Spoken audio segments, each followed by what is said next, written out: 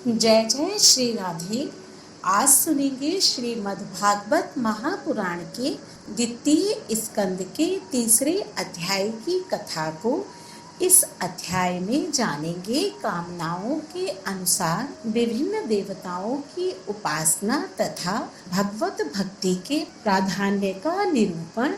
श्री सुखदेव जी ने कहा, परीक्षित, तुमने मुझसे जो पूछा था कि मरते समय बुद्धिमान मनुष्य को क्या करना चाहिए, उसका उत्तर मैंने तुम्हें दे दिया। जो ब्रह्म तेज का इच्छुक हो वह बृहस्पति की, जिसे इंद्रियों की विशेष शक्ति की कामना हो वह इंद्र की, और जिसे संतान की लालसा हो वह प्रजापतियों की उपासना करे। जिसे लक्ष्मी चाहिए वह माया देवी की, और जिसे तेज चाहिए वह अग्नि की, जिसे धन चाहिए वह वसुओं की, और जिस प्रभावशाली पुरुष को वीरता की चाह हो उसे रुद्रों की उपासना करनी चाहिए। जिसे बहुत अन्न प्राप्त करने की इच्छा हो वह अदिति का, जिसे स्वर्ग की कामना हो वह अदिति के पुत्र देवताओं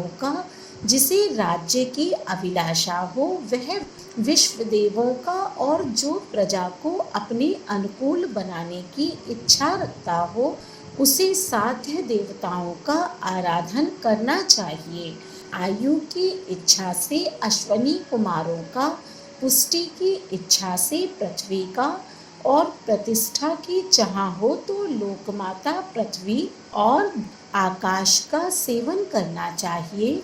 सौंदर्य की चाह से गंधर्वों की, पत्नी की प्राप्ति के लिए उर्वशी अप्सरा की, और सबका स्वामी बनने के लिए ब्रह्मा की आराधना करनी चाहिए। जिसे यश की इच्छा हो वह यज्ञ पुरुष की, जिसे खजाने की लालसा हो वह वरुण की, विद्या प्राप्त करने की आकांक्षा हो तो भगवान शंकर की, और पति पत्नी में परस्पर प्रेम बनाए रखने के लिए पार्वती जी की उपासना करनी चाहिए। धर्म उपार्जन करने के लिए विष्णु भगवान की, वंश परंपरा की रक्षा के लिए पितरों की, बाधाओं से बचने के लिए यक्षों की, और बलवान होने के लिए मरुदगणों की आराधना करनी चाहिए। राज्य के लिए मनवंतरों के अधिपति देवों को, अविचार के लिए निरति को, भोगों के लिए चंद्रमा को, और निष्कामता प्राप्त करने के लिए परम पुरुष नारायण को भजना चाहिए। और जो बुद्धिमान पुरुष है वह चाहे निष्काम हो, समस्त कामनाओं से युक्त हो अथवा मोक्ष चाहता हो, उसे तो तीव्र भक्ति योग के द्वारा केवल पुरुषोत्तम भगवान की ही आराधना करनी चाहिए। जितने भी उपासक हैं उनका सबसे बड़ा हित इसी में है कि वे भगवान के प्रेमी भक्तों का संग करके भगवान में अविचल प्रेम प्राप्त कर लें। ऐसे पुरुषों के सत्संग में जो भगवान की लीला कथाएं होती हैं उनमें उस दुर्लभ ज्ञान की प्राप्ति होती है जिससे संसार सागर की त्रिगुणमयी तरंग मालाओं के थपेड़े शांत हो जाते हैं। हृदय शुद्ध होकर आनंद का अनुभव होने लगता है। इंद्रियों के विषयों में आसक्ति नहीं रहती। कैवल्य मोक्ष का सर्वसम्मत मार्ग भक्ति योग प्राप्त हो जाता है। भगवान की ऐसी रसमयी कथाओं का चस्का लग जाने पर भला कौन ऐसा है जो उनमें प्रेम ना करे। शौनक जी ने कहा, सूत जी, राजा परीक्षित ने सुखदेव जी की यह बात सुनकर उनसे और क्या पूछा। वे तो सर्वज्ञ होने के साथ ही साथ मधुर वर्णन करने में भी बड़े निपुण थे। सूत जी, आप तो सब कुछ जानते हैं। हम लोग उनकी वह बातचीत बड़े प्रेम से सुनना चाहते थे। आप कृपया करके अवश्य सुनाइए, क्योंकि संतों की सभा में ऐसी ही बातें होती हैं जिनका पर्यवसान भगवान की रसमयी लीला कथाओं में ही होता है। पांडुनंदन महारथी राजा परीक्षित बड़े भगवत भक्त हैं। बाल्यावस्था में खिलौनों से खेलते समय भी वे श्री कृष्ण लीला का ही रस लेते थे। भगवान में श्री सुखदेव जी भी जन्म से ही भगवत परायण हैं। ऐसे संतों के सत्संग में भगवान के मंगलमय गुणों की दिव्य चर्चा अवश्य ही हुई होगी, जिसका समय भगवान श्री कृष्ण के गुणों के गान अथवा श्रवण में व्यतीत हो रहा हो। उसके अतिरिक्त सभी मनुष्यों की आयु व्यर्थ जा रही है। ये भगवान सूर्य प्रतिदिन अपने उदय और अस्त से उनकी आयु छीनते जा रहे हैं। क्या वृक्ष नहीं जीते? क्या लुहार की धौकनी सांस नहीं लेती? गांव के अन्य पालतू पशु क्या मनुष्य पशु की ही तरह खाते पीते या मैथुन नहीं करते?